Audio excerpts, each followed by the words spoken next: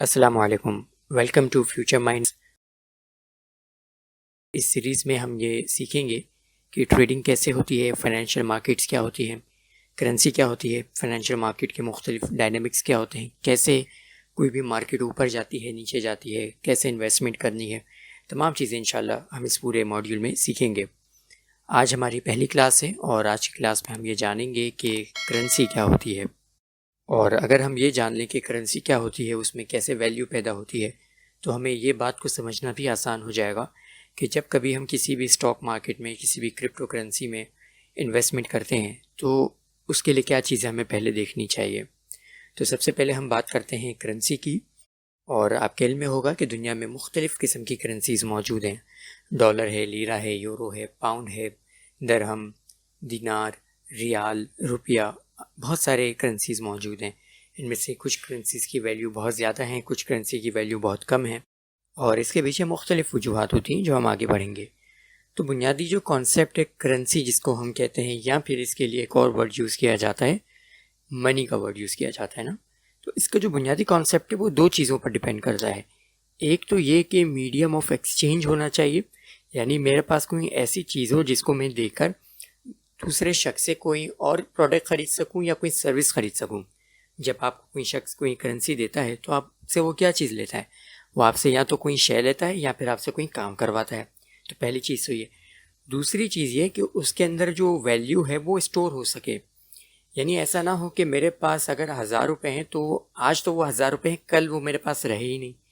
وہ 1000 روپے ہمیشہ 1000 روپے ایٹ لیسٹ رہیں، کوئی ایسی چیز ہو، ٹھیک ہے نا۔ مثال کے طور پر اگر آپ گندم، چنا، چاول، ان چیزوں کو استعمال کر رہے ہیں، کوئی شخص جو ہے وہ گندم کا استعمال کر رہا ہے، کوئی شخص روئی کا استعمال کر رہا ہے، تو ایک وقت آئے گا جب وہ روئی خراب ہو جائے گی، ایک وقت آئے گا جب وہ گندم خراب ہو جائے گا، لیکن ویلیو اس کے اندر اسٹور نہیں ہو سکتی۔ اس کا مطلب یہ ہے، یعنی ایک شخص ایک چیز ہے جس کے اندر آپ نے ویلیو ڈال دی، اب اس چیز کو اٹھا کر کہیں بھی لے کر چلے جائیں، وہ ویلیو وہاں سے وہاں پر شفٹ ہو جائے۔ تو دو چیزیں اس کے اندر بہت ضروری ہوتی ہیں منی کے اندر، کہ اسٹور آف ویلیو ہونی چاہیے اور میڈیم آف ایکسچینج ہونا چاہیے۔ اس میں ایک اور چیز بھی ضروری ہے جو بہت بعد میں انسان کو معلوم ہوئی، وہ تھا یونٹ۔ یونٹ سے مراد یہ ہے کہ کوئی بھی کرنسی، کوئی بھی منی، کوئی بھی مال کتنا دیا جائے گا کہ اس کے عوض اس کو کوئی سامان یا کوئی سروس مل سکے۔ اسے سمجھنے کے لیے آپ تھوڑا سا ماضی میں پیچھے چلے جائیں انسانوں کے۔ ہزاروں سال پہلے انسان کے پاس کرنسی نہیں تھی تو وہ بارٹر سسٹم استعمال کرتا تھا۔ آج بھی ہمارے بہت سارے گاؤں دیہاتوں کے اندر یہی سسٹم موجود ہے۔ کسی شخص کے پاس کپاس ہو تو وہ کپاس دے کر گھی لے لے، کپاس دے کر چاول لے لے، چاول دے کر وہ دودھ لے لے، دودھ دے کر وہ کوئی بھینس بکری لے لے۔ تو اس طرح سے کیا ہے کہ ایک دوسرے کے ساتھ چیزوں کا تبادلہ کریں گے۔ لیکن ظاہر سی بات ہے کہ جب ہم تبادلے کی بات کرتے ہیں تو اس کے اندر ایک بڑی پرابلم آ جاتی ہے یونٹ کی۔ یعنی ایک شخص ہے جس کو 1 گز کپڑا چاہیے، تو اب اس کے بدلے وہ کتنے کلو چاول دے گا؟ یا آپ اس کو یوں سمجھیں کہ ایک شخص کے پاس بھیڑ بکری موجود ہے اور اسے گندم چاہیے، تو کیا وہ پوری کی پوری بکری اس کو دے دے گا اور تھوڑا سا گندم لے گا؟ جبکہ سامنے والا جو شخص ہے اس کی ضرورت بھی نہ ہو اتنی زیادہ۔ تو ایک یونٹ بھی اس کے اندر ہونا چاہیے کہ ہم کسی بھی چیز کو کم یا زیادہ اپنی مرضی کے حساب سے اس کو دے سکیں۔ تو آپ نے دیکھا کہ بنیادی طور پر 3 چیزیں ہو گئی، اسٹور آف ویلیو ہو گئی، میڈیم آف ایکسچینج ہو گیا، اور تیسری چیز کیا ہے؟ یونٹ۔ اب یہ 3 وہ چیزیں ہیں کہ جس کی بنیاد پر دنیا بھر میں مختلف قسم کی کرنسیز قدیم زمانے سے چلتی ہوئی آ رہی ہیں۔ کسی زمانے میں مختلف قسم کے قیمتی پتھروں کو بھی کرنسی کے طور پر استعمال کیا جاتا تھا۔ بڑے بڑے انسانی سائز کے پتھر جسے رائی کہا جاتا ہے، اس کو بھی استعمال کیا کرتے تھے لوگ۔ اور جو سی شیل ہوتے ہیں جسے ہم سیپیاں کہتے ہیں، اس کو بھی استعمال کرتے تھے۔ بعض علاقوں میں نمک کو بھی استعمال کیا جاتا تھا۔ اور یہ جو میں نے آپ کو سی شیل بتائے ہیں، سیپیاں، یہ تو ہمارے ہاں ہندوستان، پاکستان، یہ جو بر صغیر ہے، اس میں مغلیہ دور تک بھی استعمال کیا جاتا تھا، لیکن اس میں بعد ازاں سپلائی اور ڈیمانڈ کے ایشوز پیدا ہوئے تو اس کو پھر ختم بھی کر دیا گیا۔ تو آپ دیکھیں کہ دنیا بھر میں کسی بھی چیز کے اندر جب ویلیو آتی ہے کہ جس کے بدلے ہم اس کو خریدتے ہیں، تو اس کے اندر ویلیو کی بنیادی بات کیا ہوتی ہے؟ وہ یہی ہوتی ہے کہ ایک تو وہ آپ کے کسی نہ کسی پرابلم کا سولوشن ہونا چاہیے۔ جیسے کرنسی کے اندر ویلیو اس لیے ہے کہ وہ آپ کی جو فائنینشیل ایکٹیویٹیز ہیں، ٹرانزیکشنز ہیں، اس کو آسان کرتی ہے۔ اسی طریقے سے دنیا بھر کی اور جو ساری چیزیں ہیں، کمپیوٹر ہے، آپ کا موبائل فون ہے، آپ کی موٹر بائک ہے، ان ساری چیزوں کی ویلیو اسی وجہ سے ہے کہ وہ آپ کے پرابلم کو سولو کرتی ہیں. اور دوسری جو چیز ہے وہ یہ ہے کہ آپ کو کسی نہ کسی طریقے سے سکون پہنچاتی ہو. کوئی چیز آپ کو اچھی لگتی ہو، کوئی چیز خوبصورت ہے. جسے سونا ہے، سونے میں ویلیو کیوں ہے؟ سونے میں ویلیو اس وجہ سے ہے کہ ایک تو وہ کمیاب ہے بہت زیادہ، یعنی دنیا میں اس کی سپلائی بہت زیادہ کم ہے، اور دوسری چیز کیا ہے کہ وہ خوبصورت بہت ہے. اسی طریقے سے ڈائمنڈ رنگز ہیں، اسی طریقے سے ہیرے جواہرات، ان تمام چیزوں کا بھی معاملہ یہی ہے. آخری مثال سے اس کو سمجھ لیں. فرض کیجئے کہ آپ کے پاس جو آپ کے ہاتھ میں موبائل ہے، اب آپ کے پاس اگر ہاتھ میں آئی فون بھی کیوں نہ ہو، اگر وہ ڈیڈ ہو جائے، اگر وہ کسی کام کا نہ ہو، تو کیا اس کی کوئی ویلیو ہوگی؟ ویلیو اس کی نہیں ہوگی. کیوں ویلیو نہیں ہوگی؟ اسی وجہ سے ویلیو نہیں ہوگی کہ اب وہ کسی بھی پرابلم کو سولو نہیں کر رہا، وہ آپ کو کوئی سروس نہیں دے رہا، وہ آپ کے کسی کام کا نہیں ہے. اسی چیز کو آپ کرنسی کی ویلیو میں دیکھ لیں، یعنی فائنینشیل ایکٹیویٹیز میں آپ دیکھ لیں. اگر آپ کے پاس 5,000 کا نوٹ ہے اور گورنمنٹ یہ اعلان کر دے کہ آج سے، اسی لمحے سے 5,000 روپے کا نوٹ نہیں چلے گا، تو مجھے بتائیے کہ کیا وہ 5,000 کا نوٹ آپ کے لیے ویلیویبل ہے؟ بالکل بھی نہیں ہے. کیوں؟ کیونکہ اس کے پیچھے جو کانسیپٹ تھا، اصل میں ویلیو اس چیز کی تھی. کانسیپٹ یہ تھا کہ آپ اس نوٹ کو جب کسی کو دیں گے تو وہ 5,000 روپے کی مقدار کے برابر کوئی بھی چیز ہے وہ آپ کو دے گا. لیکن جیسے ہی گورنمنٹ نے اس کی ویلیو ختم کر دی تو آپ کا وہ نوٹ بھی بیکار ہو گیا. اچھا، یہ جو ویلیو کا معاملہ ہے نا، کہ ایک کاغذ کے سادے سے ٹکڑے میں کیسے 5,000 روپے کی ویلیو آ گئی، وہ دراصل سینٹرلائزیشن کہلاتی ہے. مطلب یہ کہ کوئی ایک گورنمنٹ ہے، کوئی ایک باڈی ہے، کوئی ایک بینک ہے جو اس کو کنٹرول کرتا ہے، جو یہ فیصلہ کرتا ہے کہ اس کے اندر ویلیو ہے.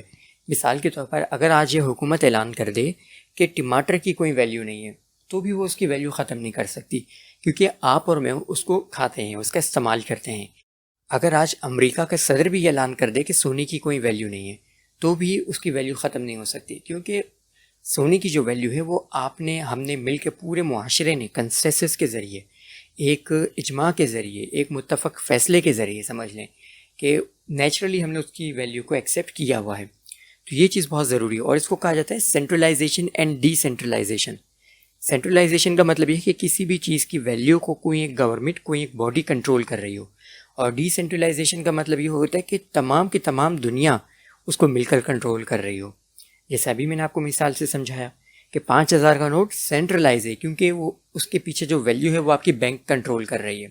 اور آپ کا جو سونا ہے، آپ کا جو چاندی ہے، یا دیگر جو میٹلز ہیں، یا پھر باقی جو سامان ہے جو آپ کے روزمرہ کی زندگی کے استعمال کی ہوتی ہیں، وہ گورنمنٹ کنٹرول نہیں کر رہی، اس کی ویلیو آپ نے خود بنائی ہوئی ہے، تو وہ ڈی سینٹرلائز ہے. یہ جو سینٹرلائزیشن ہے، دراصل یہی کرپٹو کرنسی کے وجود میں آنے کی سب سے بڑی وجہ تھی. آپ کے علم میں ہے کہ دنیا بھر میں مختلف ممالک ایک دوسرے کے اوپر حملہ کرتے رہتے ہیں، وارز ہوتی رہتی ہیں، مختلف حالات فائنینشیلی، پولیٹکس، جیوگرافیکلی بدلتے رہتے ہیں.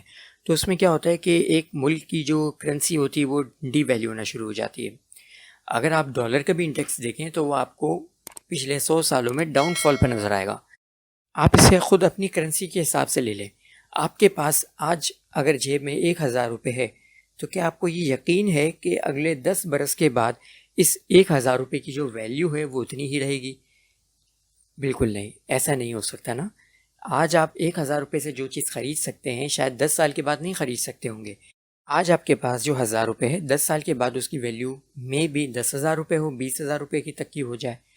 پیسے تو اتنے ہی رہیں گے، لیکن اس کی جو قوت خرید ہے، اس سے جو چیزیں، جو سروسز حاصل کی جاتی ہیں وہ کم ہو جائے گی. اس کا مطلب ہے کہ پیسے کی ویلیو کم ہو گئی. تو یہ ایک دوسرا بڑا پرابلم تھا. ان دونوں پرابلمس کو میں دوبارہ سے ایکسپلین کر دیتا ہوں مختصر سا. پہلا پرابلم ہے سینٹرلائزیشن، یعنی کہ آپ کی جیب میں جو آپ کا پیسہ ہے، آپ کے بینک اکاؤنٹ میں جو آپ کا پیسہ ہے، اس کو کنٹرول کر رہا ہے کوئی اور، گورنمنٹ، بینکس. لہٰذا جب کبھی آپ کو ایک جگہ سے دوسری جگہ پیسے ٹرانسفر کرنے ہوتے ہیں تو آپ کو بینک کا سہارا لینا پڑتا ہے، آپ کو جواب دینا پڑتا ہے، آپ کو ہزاروں کاغذات جمع کروانے پڑتے ہیں، ہزاروں ایشوز ہوتے ہیں. اور دوسرا پرابلم ہے آپ کی ڈی ویلیو ہونے کا، کہ آپ کا پیسہ جو آپ کی بینک میں رکھا ہوا ہے وہ آپ کو پتہ ہے کہ رفتہ رفتہ وہ ڈی ویلیو ہوتا جائے گا، انفلیشن کا شکار ہوتا جائے گا. یہ دو پرابلمس تھی جن کا حل کرنے کے لیے کرپٹو کرنسی وجود میں آئی، اور ستوشی ناکاموتو نے 2008 میں بٹ کوائن کا کانسیپٹ پیش کیا. اور آپ دیکھیں کہ جس شخص کے پاس 2008 میں 1,00,000 روپے تھے تو آج اس 1,00,000 روپے کی ویلیو اتنی نہیں رہی ہوگی، جبکہ جس شخص کے پاس 2008 میں یا 2010 میں بھی 1,00,000 روپے کا صرف بٹ کوائن تھا تو آج وہ شخص ارب پتی ہوگا یا کم سے کم کروڑ پتی ضرور ہوگا۔ تو یہ کیا ہے، انفلیشن کا شکار نہیں ہوا، اس کی ویلیو بڑھتی رہی، ٹھیک ہے۔ تو یہ دو وجوہات تھیں کہ جس کی وجہ سے کرپٹو کرنسی وجود میں آئی، اور آج بھی جتنی بھی کرپٹو کرنسیز یا ٹوکنز آ رہے ہوتے ہیں تو اس کے پیچھے ایک بنیادی کانسیپٹ ہوتا ہے۔ وہ کانسیپٹ یہی ہوتا ہے کہ یہ آپ کے کسی نہ کسی پرابلم کو سولو کرے گا۔ ایتھیریم آپ کے بلاک چین کو پرابلم کو سولو کر رہا ہے، ریپل یعنی جو XRP ہے وہ آپ کی بینکنگ ٹرانزیکشن کو ایزی بنا رہا ہے، اسی طریقے سے اور بھی بہت سارے کوائنز ہوتے ہیں۔ تو کسی بھی کرپٹو کرنسی میں جب ہم انویسٹمنٹ کرتے ہیں تو ہم اس کا وائٹ پیپر ڈاؤن لوڈ کرتے ہیں انٹرنیٹ سے، اور یہ دیکھتے ہیں کہ وہ کون سی ٹیکنالوجی کی پرابلم کو سولو کر رہا ہے، اس کی یوزیبلٹی کیا ہے، اس کی یوٹیلیٹی کیا ہے، یہ چیز ہم دیکھتے ہیں۔ تو اب آپ لوگوں کے لیے اسائنمنٹ ہے وہ یہ کہ اوشن پروٹوکول، SXP اور ORN یہ 3 کوائنز ہیں۔ ان تینوں کوائنز کے بارے میں آپ نے خود سے سرچ کرنا ہے، معلوم کرنا ہے کہ ان کوائن کے فنڈامنٹلز کیا ہے، یعنی کہ یہ کوائن کس لیے وجود میں آئے ہیں، اس کوائن کی جو کمپنی ہے وہ بیسیکلی کرتی کیا ہے، اس کا کام کیا ہے، وہ کیا پرابلم ہے جس کو یہ سولو کر رہے ہیں۔